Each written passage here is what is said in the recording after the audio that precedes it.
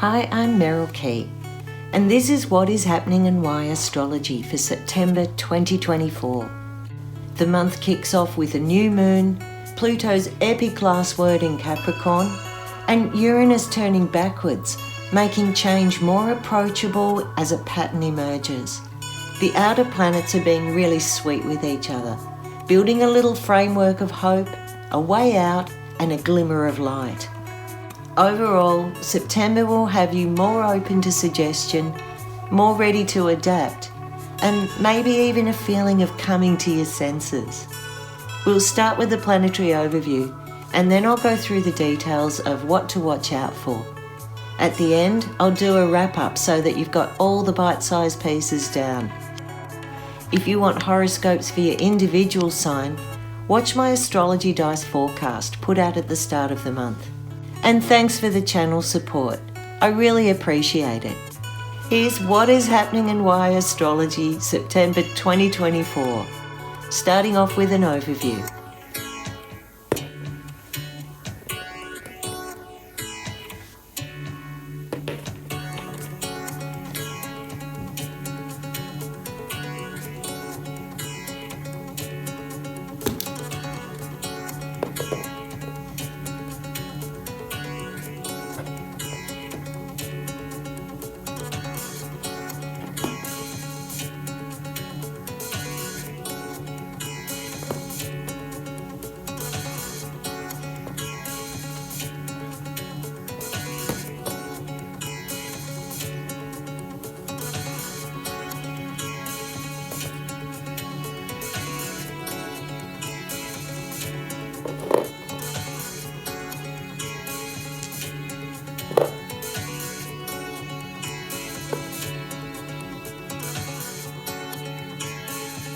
The month begins with a bunch of auspicious moments that set the mood for the new moon on the 3rd.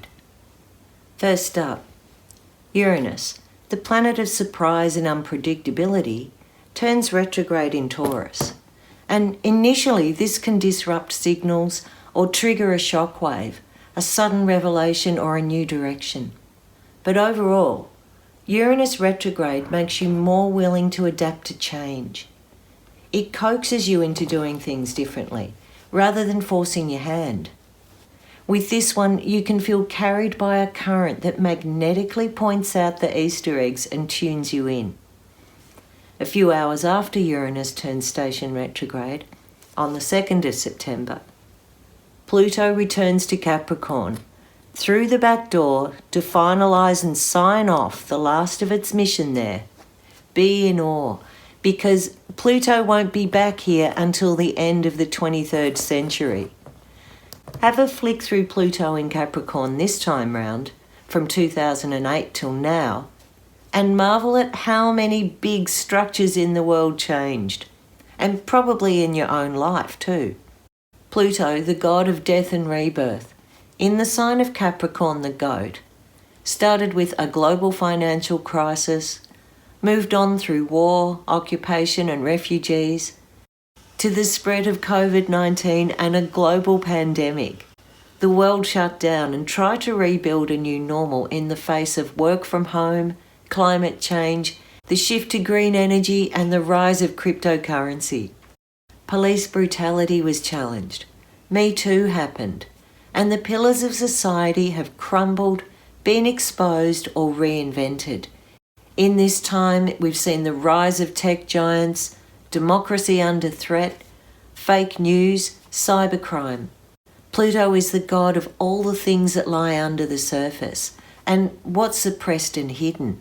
So when Pluto's in transit, all of that is swept around and rises to the surface. It's psychological, penetrating and relentless until you surrender and accept the hard truth. And it's fair to say since 2008, one of the fiercest battles we've had collectively and individually has been the issue of truth.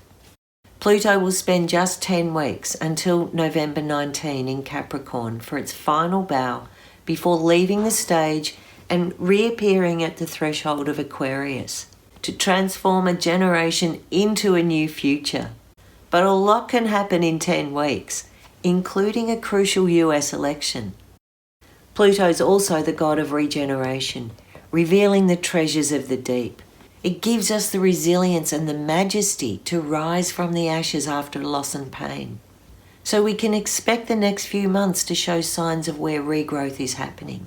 And you'll see it in yourself from what you've surrendered or let go, what structures have crumbled since 2008, to a new vitality emerging. Now, all of that suits a retrograde Uranus, who's inclined to encourage freedom and independence more collaboratively than combatively under this retrograde flavour. Uranus is the ruler of Aquarius and is generally giving breathing space and adjustment before admitting Pluto back into its realm. Pluto in Capricorn is deconstruction. Pluto in Aquarius is revolution. We are collectively lifting out of 3D dominance. In Pisces, there's more cushioning for this paradigm shift that's rebirthing beneath us. Neptune, right on the cusp at 29 degrees, is sextile Pluto all month. And it softens Pluto's last blast and deconstruction of Capricorn's faded glory. This aspect with Neptune is like a guiding light, a veil of invisible thread reconnecting you to spirit. Neptune here gives hope, imagination, mystery and nourishment to Pluto's regenerative power. And see, there is a chain of sextiles. Uranus in Taurus to Neptune, and Neptune to Pluto in Capricorn. Uranus here is in range to trine Pluto, making a really sweet little harmonious link between them. This has been active since the Aquarius full moon on August the 20th, and it's going to stay this way until Pluto finally leaves Capricorn on November the 19th. This is super psychic and protective, if you can tune into the invisible nuance. These three are all in feminine signs of earth and water, and they send nourishment and emotional stability between them, reassurance, an intuitive channel flowing that brings these power planets into balance and harmony. And there's something else in the suit before we hit the new moon. Uranus is 27 degrees Taurus, and its opposite Pallas Athena, 27 degrees Scorpio, and active all over the new moon phase until the 8th of September. Pallas is the goddess of creative intelligence, diplomacy, and ethical justice.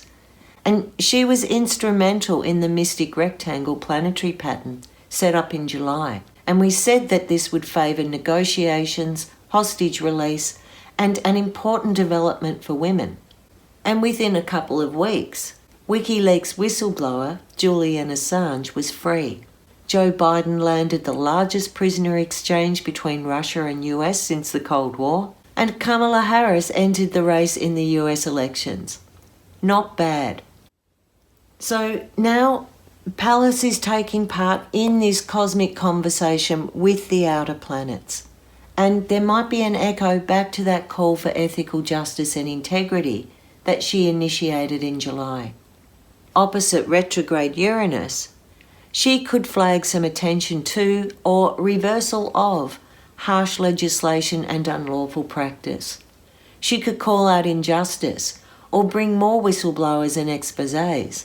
Maybe she'll help in the release of the Boeing astronauts lost in space, also held hostage. On a personal level, this brings a sense of perspective and resolution on an issue where you've been chasing your tail. You're at a point where you can see how far you've come, but we can't quite see how far we've got to go. You might have been riding on expectation that hasn't been met, or needing to be really honest with yourself and pay attention to what your inner voice has been saying about breaking free, or setting the record straight, living more authentically. This combination in early September says there's a bottom line that needs to be accepted, and there's some secret flaws to be dug out and courage to feel the call and rise up out of the ashes, regenerating into a new form. In this juicy environment, the new moon on the 3rd is in fertile and earthy Virgo. Here's the sun and moon at 10 degrees, with Vesta nearby at 4 degrees. And a little bit wide, Saturn over here in Pisces at 16 degrees. This gives a purity, a simplicity and practicality to your plan. It's easier to work within limitation and scale back. It's easier to walk away or pivot because the overall pattern becomes clearer. That's not to say you shouldn't have your awareness plugged in. It's soupy and things aren't what they seem. Mars is having its defences dissolved by a sneaky side poke from Neptune.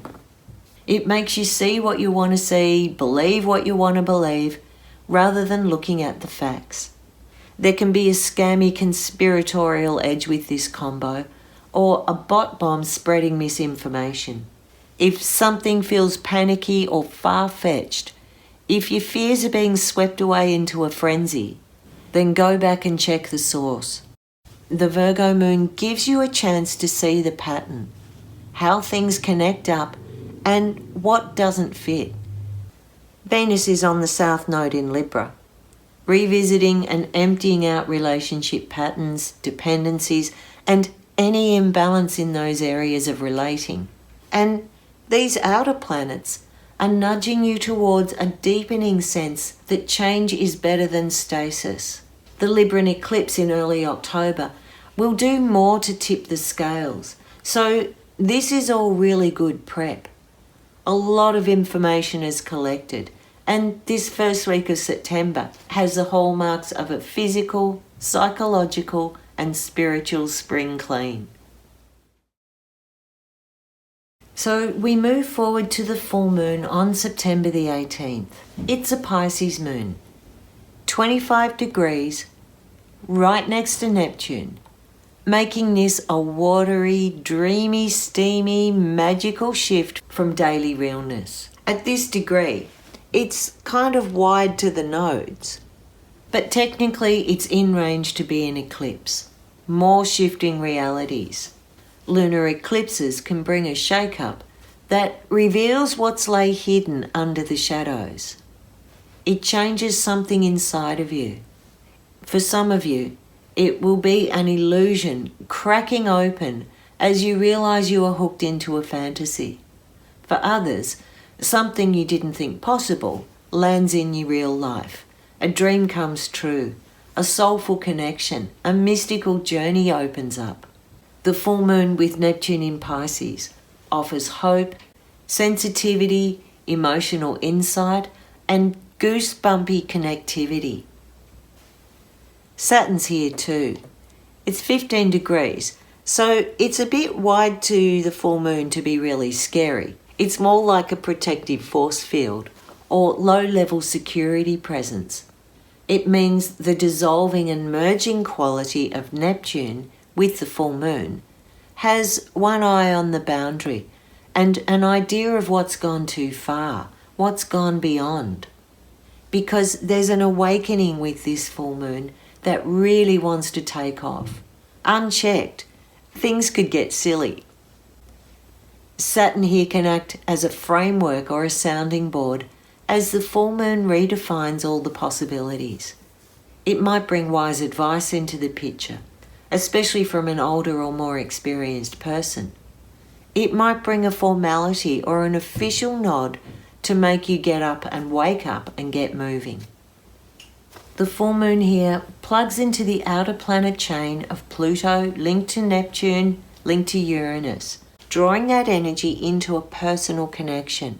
For example, triggering a memory or an emotional release. You could get a message coming through your dreams or your spirit guides. It could just be a hunch you feel compelled to follow. But pay attention, especially if you keep getting prompted by your intuition to follow through. The sun forms a grand trine.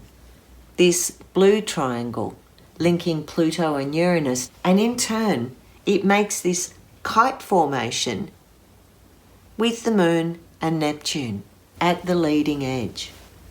This kite is a symbol of things lifting off to a new level, actively expressing your mission in life. And here, Our kite wants to make a spiritual connection, something unconditional, eternal, without borders. Maybe that's love, maybe that's AI, maybe it's a cosmic message to aim high, follow your dreams, join the collective abundance and co-create your future. The wings of the kite are all in earth signs. They offer a kind of stability even in the face of inevitable change. Maybe they can ground the energy so you don't fly too far into Neptune's delusional aspect. Maybe they can form a bridge or a connection from spirit, hopes and dreams into the reality of here and now. Pluto and Uranus on side like this act like a groundswell of support or a flashpoint, and doubling down on that tipping point theme. Mars is here in Cancer, opposite the goddess Ceres, and they are both square the nodes. This represents a negotiation or a cycle at its end, and action is required. The cards are on the table. The next move is yours to make. Mars in Cancer is persuasive and protective rather than aggressive, and opposite Ceres, there's an ultimatum and a compromise that can be met without the need for direct conflict. This could involve a release or an unburdening, a letting go of the past, or shifting your perspective. You might feel your back is against the wall, but change is inevitable. Some caution is advised with Mars opposite Ceres, because this can open floodgates, literally and figuratively, especially at the midpoint of the nodal axis, because your actions and your reactions have a way of tipping fate at this time. Still under the influence of this full moon eclipse with the kite pattern, Venus is here opposite Chiron. And this also helps you to rethink your values, especially in relationships, especially where you got hurt. Ultimately, this one with the kite pattern around it might be more about you forgiving yourself and where you've let yourself down, and move beyond digging into the pain or getting spiraled into someone else's wounds. Venus opposite Chiron helps you to embrace your kooky individuality, and you start to look for the beauty that comes with authenticity, true inner beauty, not what's on the surface. By the 22nd of September, the Sun and the Moon have reached a point of equilibrium, where daylight hours are perfectly balanced with moontime hours. The internal and the external find a place of peace. For a few days, there's an innate sense that you want to clear up, restock, restore order as the Earth shifts her position around the Sun and creates the turn of the seasons. In the Northern Hemisphere, the Moon takes the lead, and you start heading from autumn inwards towards winter. In the Southern Hemisphere, it's the birth of our spring, and the daylight is growing warmer and stronger. We're in the space between eclipses, where the balance shifts and what lay dormant in the shadows is brought into view. The solar eclipse on October the 3rd will activate untested waters in relationships and partnerships, and any impropriety or imbalance will be brought to justice.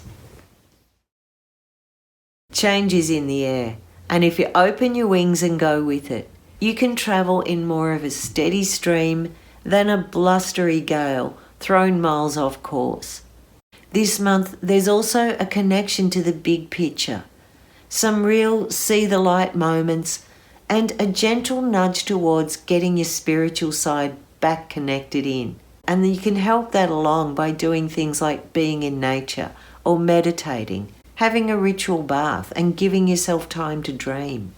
Unfinished business will be in your peripheral view for the next 2 months, while Pluto is having its final fling in Capricorn.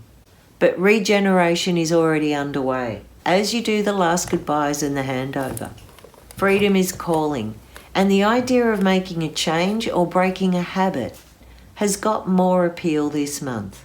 drop your expectations and be honest. Within the first week of September, you'll start to see a pattern. Clear out the complications and you'll begin to lift out of the rubble. A glimmer of hope breaks through. Imagination is stirred, and a psychic twilight zone prevails to poke you towards embracing the mystical journey ahead. The outer planets are coaxing you out of stasis, and the whole world is leaning on a tipping point. To really make use of this, spring clean whatever has become cluttered. Your wardrobe, your to-do list, your stale relationships, your distractions, your obsessions, and your secrets. Ask yourself, where does my life need decluttering? Where do I need a cleansing? As a word of caution, over that eclipse phase, Mars is square Neptune from the 14th to the 19th. So take a second look. Are you seeing what you want rather than what is real? The imagination can run away with itself and get swept up into a story with this little interaction. Slow down and check the facts. Health-wise, Mars square Neptune can dissolve defences and spread damp heat. So take care of your immune system and be proactive with things like treating infections, fever and inflammation. The full moon on the 18th comes with that eclipse, and the supporting planet action opens the floodgates to connect you to a new level of understanding, a soulful insight that throws you into an action plan. The moon is conjunct Neptune in Pisces, so sensitivity is high and the veil between worlds is thin. This could mean an illusion cracks open, rose-coloured glasses are ripped off, or you're called to respond from a place of compassion, or to reach a compromise or surrender something that ultimately will give you more freedom. With the equinox only days away from that eclipse, anything that resets the balance or clears the slate goes a long way to lifting you out of a stalemate and into rebirth. The second part of September travels through the heart of that eclipse season, so your choices can spread reverberations that play out as a twist of fate, an inspired journey, or even a bunch of distortions that come together and create a dream come true. There's enough outer planet support to build a big picture framework if you can clear the space to see it. I'm Meryl Key, and this is my Mystery School. Thanks for watching this far, and if you want to make contact, you can find me on Instagram at my_mystery school or on my website www.merylkey.com. See you next time.